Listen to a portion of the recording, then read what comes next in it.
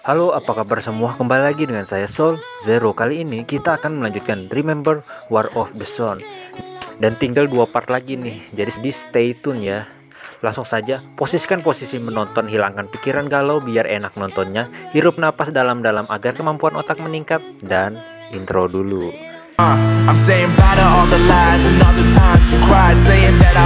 Di kantor Jinwo, ternyata penangkapan Park Do-ho udah diketahui semua orang. Tapi Jinwo memberitahu bahwa Park Do-ho sedang dijebak. Setelah itu tiba-tiba datang asisten Park Do-ho yang memohon untuk membantu Park Do-ho. Tapi Jinwo tidak mau karena semua kesalahan Park Do-ho kepadanya. Esokan harinya Sukyu memberitahu Yoo-gyung bahwa kasus Namguman tidak akan selesai dengan mudah. Dan ternyata Sukyu memberitahu bukan kasus pemerkosaannya melainkan yang lainnya. Yoo-gyung pun langsung mengingat tentang pembunuhan Oh Jung-a. Di rumah ternyata Yoo-gyung meminta ayahnya untuk menyerahkan kakaknya karena Yoo-gyung tidak bisa memaafkan pembunuhan yang kakaknya lakukan. Tapi Nam Il-ho marah dan menampar Yoo-gyung. Di sisi lain, Nam Gyu-man menemui Park Do-ho di penjara. Di situ Nam Gyu-man hanya ingin melihatnya karena senang Park Do-ho udah ditangkap. Tapi Park Do-ho tiba-tiba ngomong bahwa Jinwo akan membunuhmu. 진호가 너를 죽일 기다. Membuat Nam Gyu-man ngamuk di sana. 내가 먼저 죽일 기다 이 새끼야. 여기 진짜. Di sisi lain ternyata untuk membuat video bukti pemerkosaan Nam Gyu-man itu valid harus mencari saksi lain yang juga korban dari Nam Gyu-man. Dan In-ah pun bertanya ke Ha-yong apakah ada korban lain yang dia kenal. Di sisi lain Nam Gyu-man dan Hong Moo-suk bertanya ke Nam Gyu-man tentang korbannya. 사장님 정확히 말씀해 주십시오. Malam pun tiba. Asisten Park Do-ho masih tidak menyerah untuk membujuk Jinwo menjadi pembela Park Do-ho dan dia juga menyinggung bahwa Park Do-ho telah ingin membantunya selama ini dan membuat Jinwo menjadi bimbang untuk melakukannya atau tidak. 벌어진 기다. 뭐?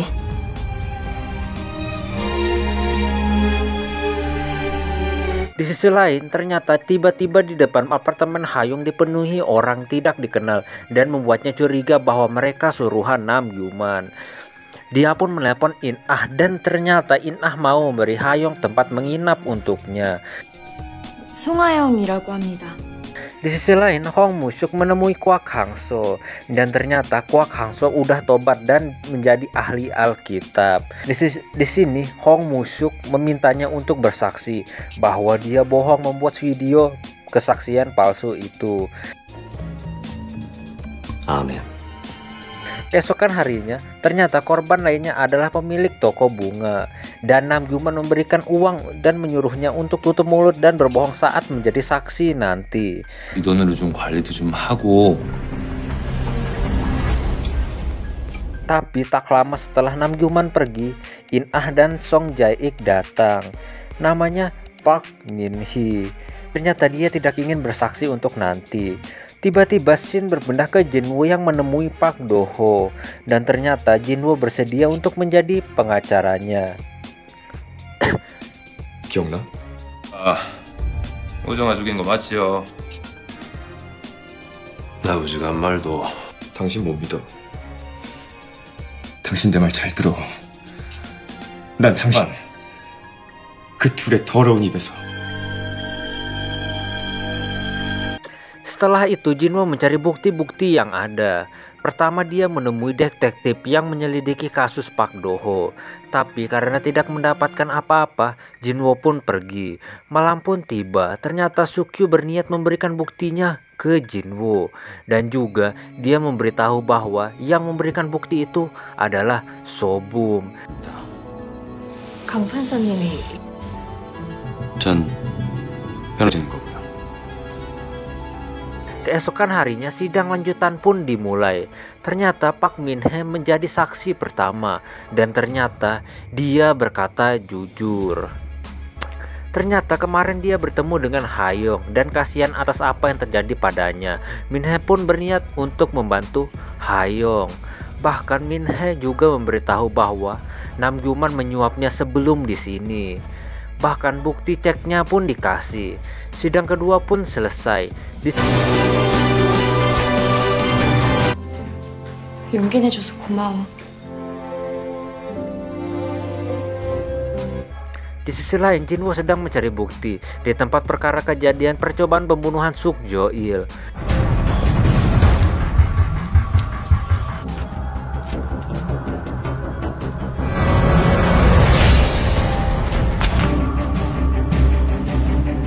Di sisi lain, berita tentang Namgyuman menjebak artis pemula dengan alkohol dan narkoba telah viral di media. Melihat hal itu, Nam Il-ho langsung marah ke Namgyuman dan ingin menurunkan Namgyuman dari direktur utama. Tapi Namgyuman malah mengelak dan ingin menyuap media dan hakim di sidang terakhir nanti. Tapi Nam Il-ho nggak mau dan menyuruh Namgyuman pergi. Keesokan harinya sidang Park Do-ho pun dimulai. Di sidang ternyata di TKP ada jejak kaki lain selain Suk Jo-il dan Park Do-ho. 제3의 인물이 있었습니다. Setelah itu hakim meminta bukti yang didapatkan yang merupakan visual percobaan pembunuhan Suk Jo-il. Tapi saat Jinwoo ingin menjelaskan, tiba-tiba Alzheimer-nya kambuh dan malah ngomongin kasus pembunuhan Oh Jung-ah. 변호인, 알츠하이머를 앓고 있습니다. 이번 재판도 계속해서 기억 상실. 오정화 양을 죽이지 않았습니다. Dan membuat sidang ditunda. Setelah Jinwoo kembali sehat, dia pun memberitahukan keadaannya ke Park Do-ho.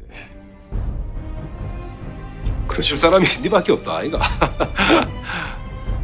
끝까지. Dan dari sini komplotan Namgyuman pun jadi tahu bahwa Seo Jinwoo mengalami Alzheimer. Sidang Park Do-ho pun dimulai kembali. Ternyata yang menjadi saksi adalah anak buah Suk Jo-il dan dia memberitahu bahwa mereka berdua semalam sebelum percobaan pembunuhan, mereka berdua sempat bertengkar. Setelah itu yang menjadi saksi kedua adalah detektif menyelidikan pembunuhan Suk Jo-il dan Jinwoo bertanya tentang black box di mobil. Dan ternyata videonya ada getaran sesaat Park Do-ho keluar. Dan di sini mereka mengetahui bahwa kasus itu memiliki orang ketiga. 이게 제시한 증거는 모두 정황 증거뿐입니다. Sidang pertama pun selesai. Setelah itu, karena tidak ada bukti fisik, jadi Jinwoo pun harus mendapatkan pembunuhan aslinya untuk membebaskan Park Do-ho. Dan mereka pun melakukan strategi untuk menjebak pembunuh aslinya. 어쩌셨습니까? 정신 돌아오셨다. 다행입니다. Ternyata benar saja pembunuh aslinya berhasil terjebak. Saat pembunuh itu membuka selimutnya, ternyata dia adalah asisten Park Do-ho.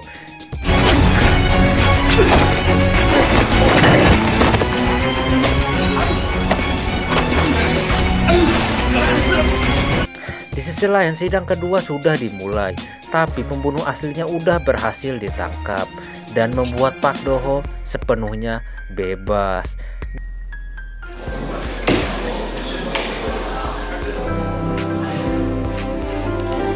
Dan setelah sidang selesai, Park Do-ho pun berjanji akan membalas kebaikan Jinwoo seumur hidup. 막상 이 피고인석에 앉아 유일하게 나를 믿어주는 사람이다. 내가 네한테. Tapi setelah itu, Suk Jo-il meninggal tepat di depan Park Do-ho.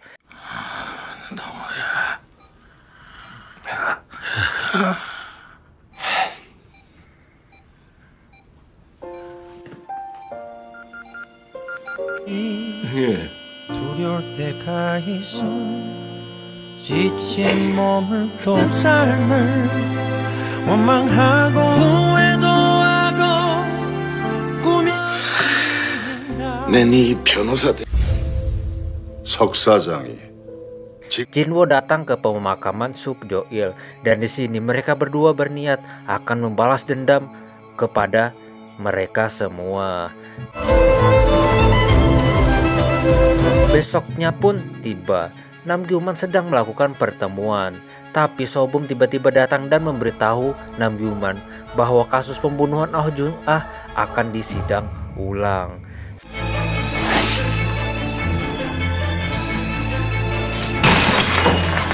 꺼져! 차대기 시켜. 서준이 그 새끼 좀 보러 가자. Setelah itu Nam Gyu-man pergi menemui Seo Jin-woo dan menyinggung tentang Alzheimer yang dimilikinya. Tapi ternyata Nam Gyu-man juga memiliki kerusakan mental di mana dia sangat mudah marah, dan juga menyinggung bahwa Nam Gyu-man sangat kasihan bahwa dia tidak ada orang yang berada di pihaknya. Malam pun tiba, ternyata detektif itu mengkhianati Pak Do-ho karena ayahnya dioperasi dengan uang Nam Il-ho, jadi dia tidak punya pilihan lain. Tapi karena dia tahu bahwa dia tidak mungkin dimaafkan, dia pun hanya memberitahu bahwa saksi itu tidak dikirim ke luar negeri. Pagi pun tiba, Tak Yun-jing dan para petinggi hakim sedang pertemuan dengan Nam Il-ho, dan di sini Tak Yun-jing melihat secara langsung penyuapan yang dilakukan Nam Il-ho. Shin berpindah ke Pak Do-ho yang menemui saksi itu, dan saksi itu pun berjanji akan bersaksi sekali lagi. 사람 죽이는 것만큼은. Malam pun tiba, tim Jin-woo dan orang tua In-ah sedang pesta makan-makan. Tapi tiba-tiba Jin-woo terlihat aneh, di mana dia mengingat ayahnya dan berpikir bahwa ayahnya masih hidup, dan membuat semuanya bingung. 아빠가 퇴근한다고? 어?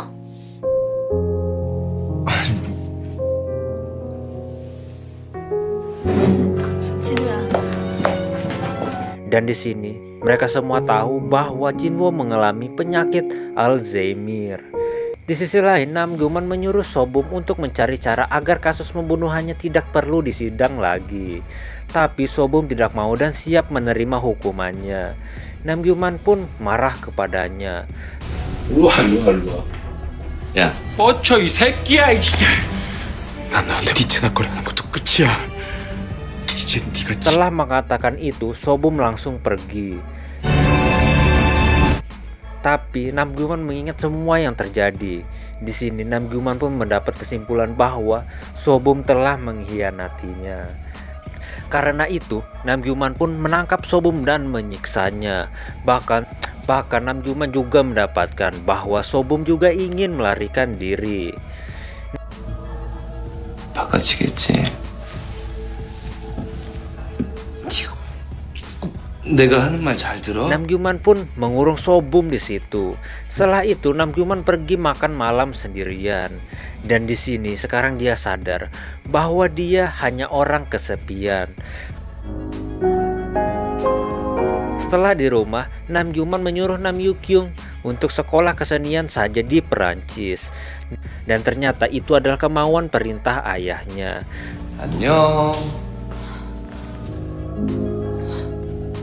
Setelah itu Nam Yu-kyung pun pergi ke kantor Jin-woo untuk meminta maaf atas nama keluarga Nam kepada Jin-woo dan memberitahu semua yang dia ketahui. In-ah pun hanya memberitahu bahwa cara terbaik untuk meminta maaf hanyalah meminta kakakmu untuk menyerahkan diri. Di sisi lain, ternyata jaksa dari Hayong, yaitu Chai Jin-gung, diminta diganti sama Tak Yun-jing. Tapi ternyata saat seperti ini adalah yang paling ditunggu Tak Yun-jing. Ternyata Tak Yun-jing di pihak Nam Il-ho karena video yang didapat Song Jae-ik tidak cukup untuk menangkap Nam Gyu-man.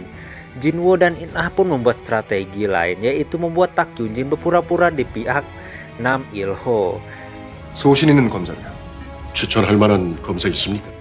Di sisi lain, Pak Do-ho pun menyebarkan video pengakuan pembunuhan Nam Gyu-man ke media.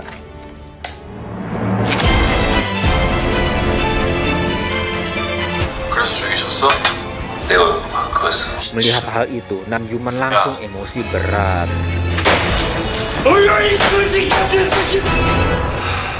그렇게 말하는 거 보니까 잘 받은 거 맞네. Tidak hanya di situ, ternyata jaksa yang menggantikan Chai Jin-gyung adalah Lee In-ah. Dan Oke, part 12 sampai di sini dulu ya. Di last chapter nanti kita akan melihat bagaimana Jinwoo Anu dan Namjoon Anu. Oke, see you later.